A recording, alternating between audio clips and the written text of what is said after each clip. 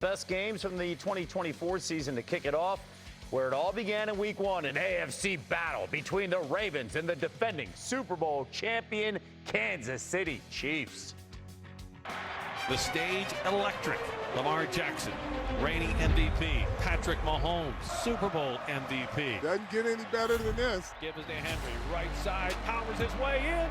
Derrick Henry, touchdown #1 as a Raven. Xavier Worthy at the 20, 15 of the Ravens, 10, 5, touchdown! Running to the right, running out of room, lobs it near sideline. Isaiah Lakely has it at the 30, sidesteps the tackler, he's to the 20, 15, 10, 5, touchdown! And the Ravens are right back in the game. Mahomes will throw it right sideline, wide open with the catch. Xavier Worthy, touchdown! Kansas City. Hello.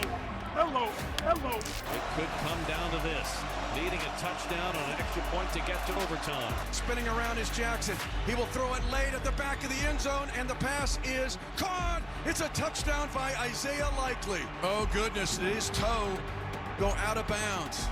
The runner's toe hit out of bounds. It's an incomplete pass. The game is over. Kansas City has won. I believe it was 2 for down. I thought it was a touchdown, but still think it's a touchdown. He's got to wear white cleats next time. That's my advice for him. What a way to start the season last year in September, and this season's NFL schedule release show is happening next Wednesday night, 8 Eastern on ESPN2. Our crew will take you through each team's schedule and break down the biggest matchups in the annual 2-hour special. We'll reveal the entire Monday Night Football schedule and find out who the defending Super Bowl champion Eagles are playing. Again, back to our big story. George Pickens has been acquired by the Dallas Cowboys in a trade with the Steelers for a third-round pick as well as a pick swap.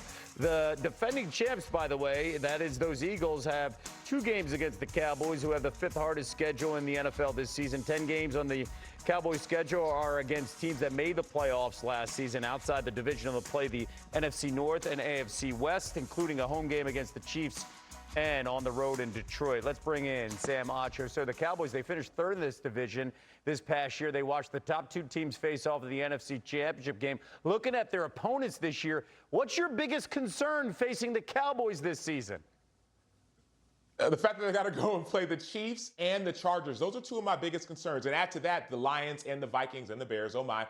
You're playing the divisions that have some of the best teams in the NFL. And so the fact that Kansas City is on your schedule, that's a game that you know you're going to have to, it's going to be a challenge, going to be a struggle. The Chargers with Justin Herbert, Jim Harbaugh, you know that they're finding their identity this season, a tough-nosed football team. So I think those teams, along with the Lions and the Vikings, will be extremely challenging, as well as the Eagles twice a year for the Cowboys. Yeah, Cowboys, by the way, 2-7 at home last season, 3rd worst home record in the NFL, something you don't see, of course, down in Fort Worth for them going and losing those games. As for the Steelers, they have the 10th hardest schedule this season based on their opponent's record in 2024. They play the entire AFC East and NFC North, including home games against the Bills, Packers, and Vikings. Let's bring back Louis Riddick here. So the Steelers, they finished 3rd in their division last year. Do you see any path where they're better than the 3rd best team in the AFC North, featuring the Ravens, the Bengals, and the Browns? Not again, Kev, we talked about it earlier. Not as they're presently constructed, especially with the situation at quarterback. Look, they can't go blow for blow with the Ravens right now. They just can't. They're not going to be able to go blow for blow with the Bengals, assuming that defensively Al Golden is able to get that defense back on track, because Burrow will have it on track, as far as the offense is concerned. And look, man, Cleveland has improved their football team. Cleveland has a better quarterback situation. So you're looking at maybe they're fighting Cleveland to stay out of the cellar. And then when you look at they're going to play the AFC East and the NFC North, those are 2 pretty tough divisions, especially at the very top of the East and throughout the North in the NFC. Pittsburgh's up against it, man.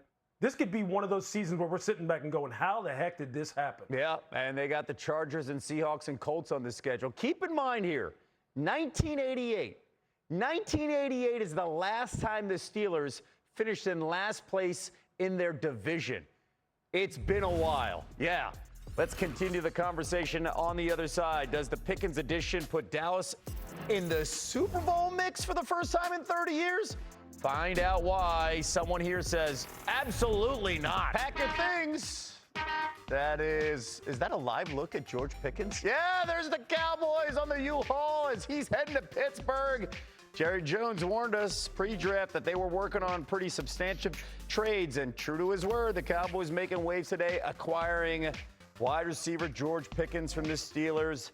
Pittsburgh getting a pair of picks, including a third-rounder next year. Let's bring in Adam Schefter with much more details. Shefty, why were the Steelers willing to make this trade now in early May? Well, Kevin, we usually don't get mammoth-sized trades in May, but that's exactly what happened this morning. And the Pittsburgh Steelers have been open to dealing George Pickens throughout the course of the offseason. I think from the moment they acquired DK Metcalf, that made that trade even more likely and feasible for them to do. Now, they did not go and use a high draft pick on a wide receiver during the draft, but they continued to have conversations with interested teams in George Pickens' services. And Dallas all along have been tracking him. Dallas had been checking in on any number of veteran wide receivers across the league, seeing who might be available to acquire. Eventually, the Cowboys landed on George Pickens, who the Pittsburgh Steelers were happy to move on from prior to the last year of his contract. Now, again, the upside for Dallas is the talent, the vast skills. The people in the Steelers organization say that George Pickens is as talented as any wide receiver in football. But the downside is he is that great, but they were willing to deal him despite the fact that he had 1 year left in his contract and a clear signal that they were not going to re-sign him. And so they move him to Dallas, which gives up essentially a third-round pick and a pick swap. And if George Pickens leaves Dallas after the season, then Dallas would recoup a compensatory draft pick potentially as well. So it's a low-risk investment for the Dallas Cowboys. The Pittsburgh Steelers move on, but you heard Brooke Pryor talk about the confidence that the Steelers have in this current group of wide receivers who, if we look at the list, after DK Metcalf, there seem to be a lot of questions at this time, but nobody's drafted and developed wide receivers much better than the Pittsburgh Steelers through the years. There's the list of receivers: Robert Woods, Calvin Austin, Roman Wilson, Scotty Miller. Not exactly a murderer's row of wide receivers, the Steelers, but nevertheless, they feel like they're ready for the season ahead, Kevin. Good context there, Shefty. Thank you so much. And Roman Wilson's one of those guys. They feel like he could have a bright future.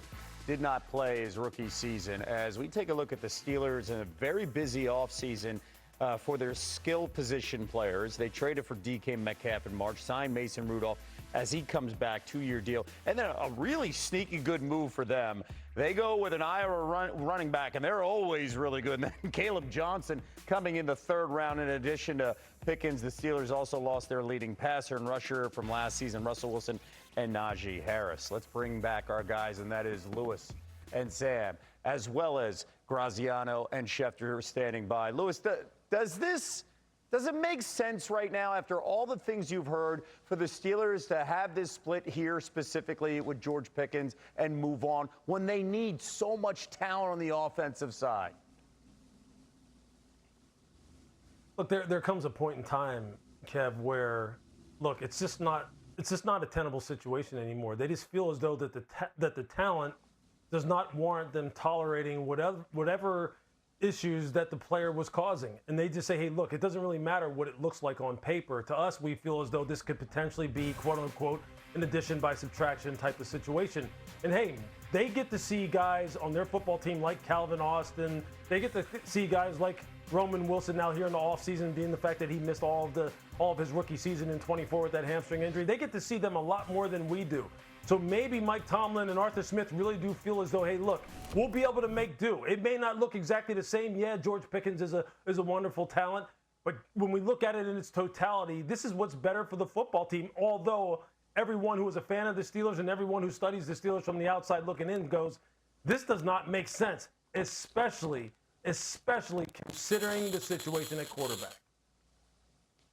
But what does make sense could be the immaturity piece. What George Pickens has shown on film is that George Pickens is immature, at least at times. There'll be times where you'll see the acrobatic catches, but times where he doesn't show up, or times where he doesn't run the right route, or times where he actually shows up to the game 90 minutes before. Usually show up 3 hours before. You're required to be there 2 hours before. And so the immaturity piece could be the reason why the Pittsburgh Steelers said, let's move on from George Pickens. Then you say, okay, well, what do we do now? Where do we go? Well, there's still players like Keenan Allen, who is available currently as a free agent, who has produced over the entirety of his career. And so, yes, there's this idea of, okay, what do we go to now? But it could be the guys on the roster, guys like Roman Wilson, who was drafted last year, or you could go to free agency and pick up a key free agent. Keenan Allen being one of them. You're seeing on the screen. Gabe Davis just got released today. Amari Cooper. There are options now that George Pickens is no longer on your roster. So the talent is there, but the level of maturity wasn't. You heard Adam mention that the Cowboys were in touch with several different teams about several different wide receivers. That means there's some players out there that you can still trade for. And the Steelers, armed with some extra draft picks now, could certainly engage a team like, let's say, the Green Bay Packers, who drafted a couple guys and have some guys who are entering the final year of their contracts. So the player acquisition phase, as Mike Tomlin says repeatedly, lasts all year, and the Steelers may not be done adding, they may not be done trading. Lewis, on paper, okay, listen, and Shefty brought up a great point. I think you mentioned it as well. We're not there every day, so we don't know about the talent that this coaching staff sees on the field. But on paper, in May, are we staring at the worst offense in the Mike Tomlin era in Pittsburgh? I mean, like especially without Aaron Rodgers on the roster yet. Well, we're definitely staring at one that right now it doesn't have a proven track record in terms of the individual components, outside of really DK Metcalf, that would lead you to believe that they can compete with some of the offenses that they're going to be faced with in their own division, because that's where it starts. I mean, this offense as it's presently constructed, that's not going to be able to match up and go blow for blow with Baltimore. It's not going to match up and be able to go blow for blow with Cincinnati. And I would argue this, especially when you're talking about the quarterback position, as it's presently constructed, would you rather have Pittsburgh's quarterback room, or would you rather have the quarterback room that right now, as it's presently constructed, that the Cleveland Browns have?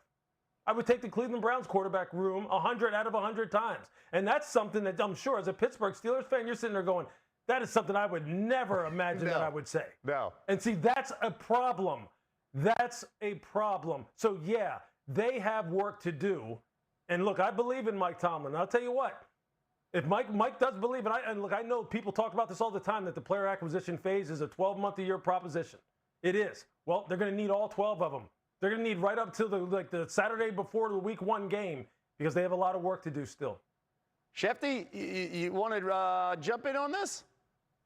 Well, again, I think the Cleveland Browns' potential starting quarterback is a guy that the Pittsburgh Steelers moved on from, in Kenny Pickett. And the Pittsburgh Steelers also have amassed extra draft capital for the draft in 26 in Pittsburgh. So, yes, Lewis is correct. Today, Cleveland's quarterback room might be more appealing and attractive, but I think Pittsburgh also is setting up for the future, as is Cleveland. There's an arms race between those two teams aimed at the draft in 2026 that'll be held in Pittsburgh, where the Browns right now are scheduled to have 2 first-round draft picks. That's the subplot to the start of this upcoming season. All right.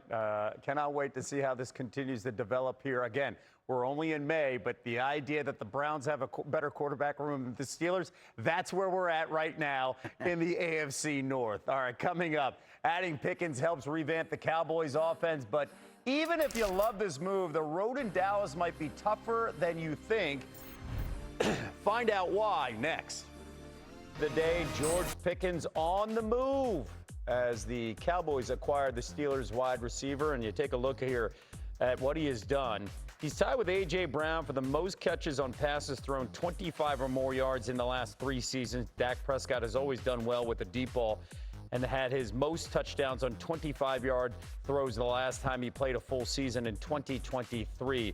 Earlier on Get Up, Dan Orlovsky said this about them boys. George Pickens, contract year. Yes, he's not a perfect type of player, but his ability to go down the field and make plays with an offensive line that I think is going to be one of the better ones in the NFL to back into the season, this squarely puts the Cowboys back into we are a playoff contending football team. Playoff contending, Lewis. Do you agree with Dan that the Pickens addition now makes Dallas a playoff contender? Oh, playoff contender? Sure. I mean, are they going to be someone who could potentially be in the fight for a wild card spot? Yeah, I guess potentially. I mean, that's provided that, maybe someone else in the NFC East, like Washington or Philadelphia, has a bad type of season, which the only way I could really see that happening is if they have some kind of injury issue to where, they just are not able to work at full strength. And that's not to be disrespectful to Dallas, but look, I just don't know what Dallas is going to be, in particular on the defensive side of the ball, and particularly right down the middle. Have they solved their issues against physical football teams that challenge them up front? That's what I want to know. Yeah, and I'm playoff contending, I understand, but I don't know how George Pickens, there's some highs and there's some lows, right? George Pickens will win you some games. There are also times where he may cost you some games by not doing the things you expect him to do. There you go. And so those are the concerns for me when it comes to Dallas Cowboys and playoff contending. Yes, they may be playoff contending, but how much, the better question is, will George Pickens show up, the best of George Pickens, when you need him? That's the question that still needs to be answered for the Dallas Cowboys. I think, you're looking at the Cowboys a week ago versus the Cowboys now. George Pickens, they needed a better wide receiver number 2 than they had. And he's better than what they had. So as long as he fits in, as long as he does what they need him to do, it makes them better. The Cowboys, when Dak Prescott has had fully healthy seasons, have been a playoff contender pretty consistently and have often won the division. So if you thought the Cowboys were a playoff contender before, obviously you think so now. And if you were worried about it before, this gives you reason to hope. But as long as Dak Prescott is healthy, which to our understanding he's expected to be, and if he gets through the season healthy, then they generally have been a pretty good team during his time there. And Lewis, man, something weird always happens in that NFC East. It's been 21 years since the same team repeated. So I know Kevin doesn't want to hear this, but, somebody like a Dallas could sneak in. That is Graz's favorite stat. That is Graz's favorite stat. It's true. Every single December, he brings it up no matter what. All right, Shefty, jump in.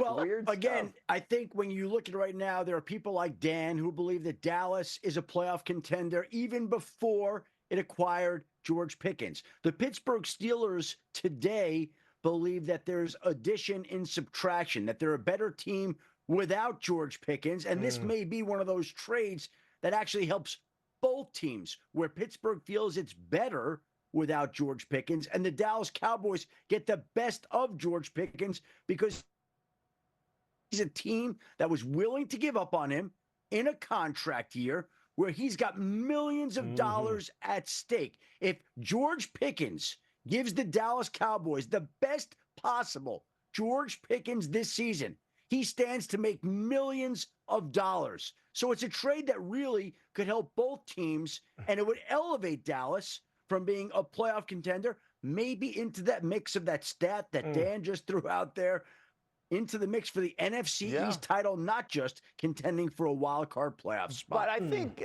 listening to you guys all hour, this is a potential boom or bust situation. We've talked about the boom, right? Yes. There is bust. There is a bust factor here specifically. Lewis, especially when Mike Tomlin says, "I've had enough. Let's move on." And you have a rookie head coach in Brian Schottenheimer in Dallas. And we know that's a pressure cooker. How much pressure is on Graz? You want to jump in? How much pressure is on Brian Schottenheimer now as a rookie?